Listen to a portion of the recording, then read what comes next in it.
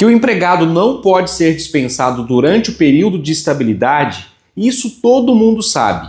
Mas você sabia que existem algumas situações que mesmo o empregado não tendo estabilidade, ele não pode ser dispensado? Eu sei que pode parecer um pouco contraditório o empregado não ter estabilidade e ao mesmo tempo não poder ser dispensado, mas eu vou te explicar tudo isso de forma detalhada no decorrer desse vídeo. Eu sou Malaquias Figueiredo, sou advogado especializado na área trabalhista e toda semana eu posto vídeos aqui no canal do YouTube com dicas de direitos trabalhistas para você ficar por dentro dos seus direitos e não ser enganado ou ser passado para trás. Uma dúvida muito comum dos clientes aqui do escritório é quanto tempo depois do término do afastamento previdenciário o empregado pode ser dispensado. E para responder essa pergunta, a primeira coisa que a gente precisa observar é o tipo de benefício previdenciário que foi recebido pelo empregado. Se foi o auxílio-doença acidentário, espécie 91, ou se foi um auxílio-doença comum, espécie 31. Para você saber qual é a espécie do seu benefício, é só você olhar a carta de concessão do benefício. Lá vai ter informação do tipo do benefício que você está recebendo, se o benefício é espécie 91 ou se é espécie 31. Se você não tiver cópia da carta de concessão do benefício, você pode baixar também o extrato CNIS através do site Meu INSS ou aplicativo Meu INSS, que lá também tem essa informação da espécie do benefício que você está recebendo ou que você já recebeu. Se o benefício previdenciário for espécie 91, aí não tem nenhuma novidade. Você já sabe que você tem estabilidade no emprego pelo prazo de 12 meses contados do término do benefício previdenciário e retorno ao trabalho. O empregado não pode ser dispensado durante esse período de 12 meses, salvo se for por justa causa. Mas se mesmo assim a empresa fizer o desligamento do trabalhador dentro do período de estabilidade, o empregado tem direito de reintegração no emprego ou então o pagamento dos salários e de todos os direitos desse período como se estivesse trabalhando normalmente, como salário, férias, 13º, fundo de garantia e etc.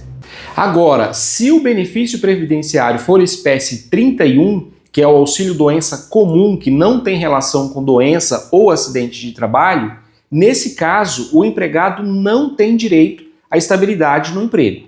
Porém, o que muita gente não sabe, e é aqui que vem o ponto central desse vídeo, é que não é porque o empregado não tem estabilidade no emprego que ele pode ser dispensado imediatamente após retornar ao trabalho.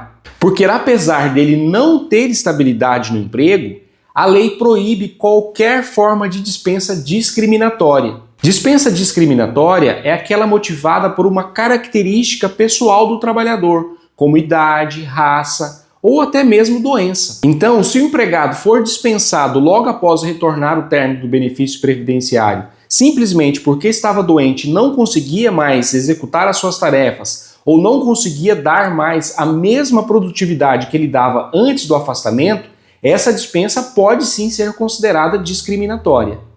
A dispensa discriminatória, da mesma forma que a estabilidade, ela dá direito à reintegração ao emprego ou então o pagamento dos salários do período de afastamento de forma dobrada. Período de afastamento é aquele que fica entre a data da dispensa do empregado até a data da sentença que reconhecer a dispensa discriminatória. Então, se o empregado foi dispensado e ingressar com a reclamação trabalhista e a Justiça do Trabalho entender que a dispensa foi discriminatória e mandar reintegrar esse trabalhador, o trabalhador vai receber todos os salários do período de afastamento, ou seja, desde a data que ele foi dispensado até a data que ele for reintegrado. Ou então, se o trabalhador quiser, ele pode pedir a conversão dessa reintegração em indenização desse período de forma dobrada. Ou seja, o empregado vai receber os salários em dobro durante esse período de afastamento e, consequentemente, todos os demais direitos também em dobro, como férias, 13º e fundo de garantia. Além do direito à reintegração ou pagamento dobrado do período de afastamento, o empregado que sofrer dispensa discriminatória também tem direito à indenização por danos morais. Isso está previsto de forma expressa na lei. Se for provada a dispensa discriminatória, automaticamente o juiz também deve condenar a empresa ao pagamento de indenização por danos morais. O valor da indenização por danos morais, a lei não diz qual é, então esse valor é muito relativo, vai depender muito do entendimento do juiz e das circunstâncias também do caso concreto, do valor do salário do trabalhador, do porte econômico da empresa, se é uma empresa grande ou se é uma empresa pequena, mas na prática o valor da indenização tem sido fixado entre 20 a 50 mil reais, e em alguns casos, a depender do porte econômico da empresa, se for uma empresa muito grande, ou o salário do trabalhador for um salário um pouco mais alto também, o valor da indenização pode passar de 100 mil reais por uma dispensa discriminatória.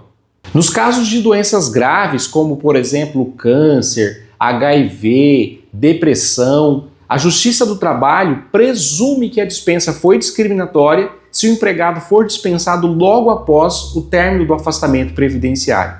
Nesse caso, o juiz já presume que a empresa dispensou o empregado simplesmente porque ele estava doente. E aí vai caber à empresa comprovar, produzir uma prova robusta no processo, produzir uma prova convincente de que aquele trabalhador foi dispensado por outro motivo e não por causa daquela doença. Agora, se a doença não for uma doença grave, como essas que eu falei, for uma doença comum, nesse caso vai caber ao trabalhador comprovar que o motivo do seu desligamento foi em razão do seu problema de saúde.